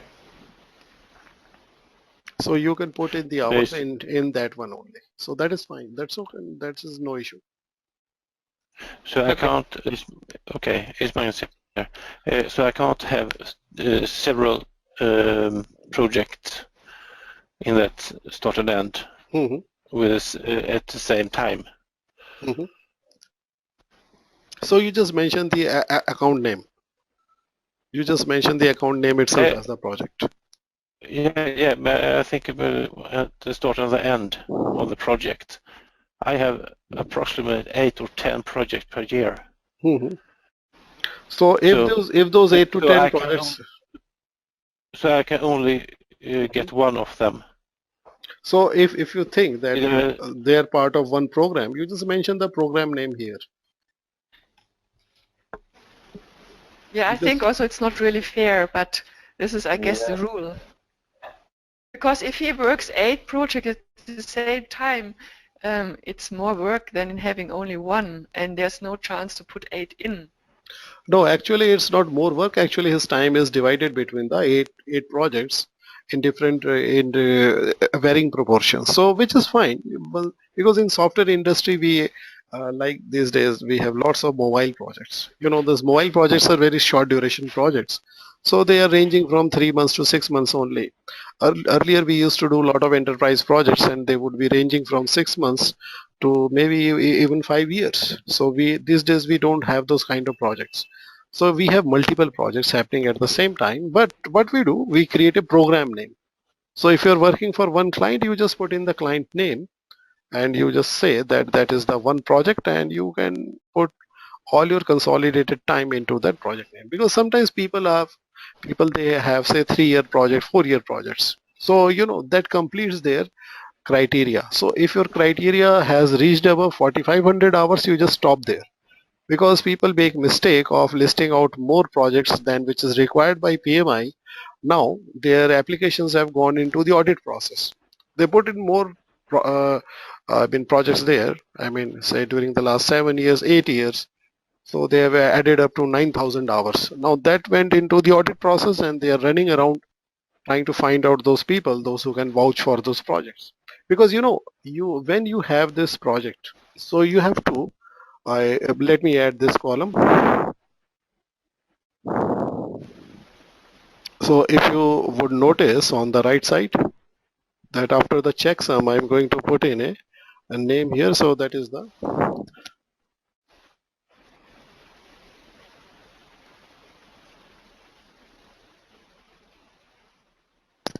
so you just also put in the name of the person. So you are able to make sure that you can find this person, vouching person who is going to vouch for your project. So because if it goes into the audit process, so you can get a signature from this person. So you make sure that you have this, okay, so that you are not in trouble, so you are not left high and dry. So try to keep the name of the person handy whom you think can vouch for you, and also make sure that you talk to these people that you are doing this PMI application. I mean, and can they put in your name if by chance any audit papers need to be signed? Would they be willing to sign it so that they are not surprised? Okay, so most of the people, they know these days. It could be your, say, reporting manager, it could be your colleague also, it could be your program manager, it could be the director of the company. PMI isn't going to do any kind of very high-end investigation. What they want is that they want to maintain a standard. They want people to be truthful in their applications. That's the only purpose. Okay, if another person signs on your behalf, so that is perfectly all right. They are not going to investigate any further. So what will happen that when you submit the application, if it goes into the audit process, you would come to know within the 5 days, because on the fifth working day, either you are going to get a green flag or you are going to get a PDF file which you can print out, and it will have places or spaces where the people are required to sign. All you have to do is uh, get the signature of the people, those who are going to vouch for you, plus a photostat copy of this training certificate, plus a photostat copy of your graduation certificate or the degree. So these three things, you courier it to the PMI address along with your application. I mean that is the PDF file printout, and the date is received by them. So they are going to take around the 10 working days from that date, and after that you are sure to get a green flag and go ahead from their side. So once you get a green flag, you are going to get a roll number for the examination, which you can use on the Prometric website, and you can book your slot. You don't have to pay anything on the Prometric website or anything on to the Prometric center. And one benefit is that suppose if you are traveling to another place after your training, or maybe after you got your roll number, so you can appear in the exam from any nearest Prometric center.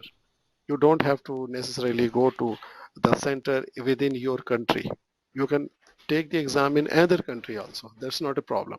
But once you are booked with a Prometric center, a particular Prometric center, after that you can't change it.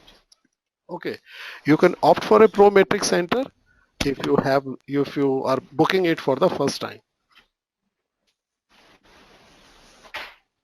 Okay, so after this session, I'm going to send this Excel sheet to you. So you go through this today and make sure that you have filled it up. as much as possible. I have still one question. Yeah, Okay. So Okay. when you do the vouching person, do you, in the beginning you did not show this column. Do we have to do it in general or just when we have overlapping projects? No. You are first not supposed to show any of the overlapping dates. Okay, so this Okay, person. I got that. Okay. So in the beginning I didn't put it because it's there in the form. Then I realized that I should be putting it here as well, so that you are sure that you have a proper name, and then you are not basically trying to think of a name. So you just talk to this person also that I'm going to do an MBA, so that if any kind of the document comes and they are in anticipation that okay, so you had discussed this, so that they are not surprised. Okay, so that is the thing. Okay. Just one question. In case of Magnus, he should rename the B column and in program title. Or how should we emphasize that it's about the program, not the project? No. It is a project only because no, this is the way it is. It will be in the online form. So this is Excel sheet. So this is Excel sheet for your own usage only. Because once you are in the online form, you have to just copy paste from here. So we are making sure that you have all this information handy with you before you start filling the online form. Because if you look at any online form, because if you are say taking too much long time, the session may just time out. Okay, so that can be a bit of trouble. So we are making sure that you have filled in all this information, and for keeping handy that we have created this Excel sheet. Got it? Okay, and how should we emphasize that it's about program, not the project? No, you The don't have application. to. No, you don't have to emphasize a program. Basically, I told you that we are doing PMP, that is the project management professional. Now, because because a lot of people say that I'm working on multiple projects. So what I'm saying is that you give these multiple projects just one name and put one name in the project title. Okay. So Okay. so do not use multiple overlapping projects. Instead of that, give it one project name and you just put in your start and end dates to total up to 4500 plus. So once you reach just the 4500 plus, you just stop there. You don't have to list all the projects you did in your career. Okay. So that is not needed. All it is needed for that you meet the basic minimum criteria of the 4500 hours. So once you reach a 4500 hour limit, so you just stop there. You don't need any. So you should list in the latest projects only. So when it totals up to 4500, you just stop there. You don't have to go to the any previous project. I mean before that period. Okay. Okay, thanks. One more question from my side. I'm working as a contractor for the same company for like 5-6 years. Uh-huh. But in the same time, I've been employed by 3 different other companies as their employee. Am I supposed to put here the company I'm actually performing for? Actually, you have as to. A contractor or the No, one no. I'll just tell you. You put the name of the company where there are more chances of finding a vouching person. Yeah. Okay. So the one that I'm actually performing for. Yeah. Okay. So use the one. Yeah. Okay. So that you have someone to talk to, someone to vouch for you. Because if you name a company based upon your own personal preference and you don't find the right person to vouch for you, so that can be a bit of troublesome. Okay, so make sure that where people are more accessible, where you can reach them quickly, you can explain to them, you can talk to them, they are more friendly. So you name that company only where you. So it's okay because you are working as a contractor. You could be working for multiple companies, which is a very usual thing. But where you find the environment easy and the people easy, you name that one only for this process. Okay. Okay, clear. Thanks. Okay, so any question, guys, in time and cost? Thanks. No Okay, questions. no questions. So it's really wonderful to know that everybody is so much clear about time and cost. So make sure that that you really are so clear, because those are the two chapters which are best learned from a trainer. And make no mistake, because rest of the chapters, once you have discussed with me and you have had talks on that, so you can always expand on that. And my recommendation is that you take up the paid membership of the PMI today itself. Okay, so that will be much better. Right, so we call it a day. So we see you again tomorrow, and tomorrow we will discuss on the stakeholder, and we will discuss further on the application process and the student package. Right. Okay. Okay. Okay, Bye. bye. Bye Bye. for Okay. Thank Bye-bye. you. Bye bye. bye.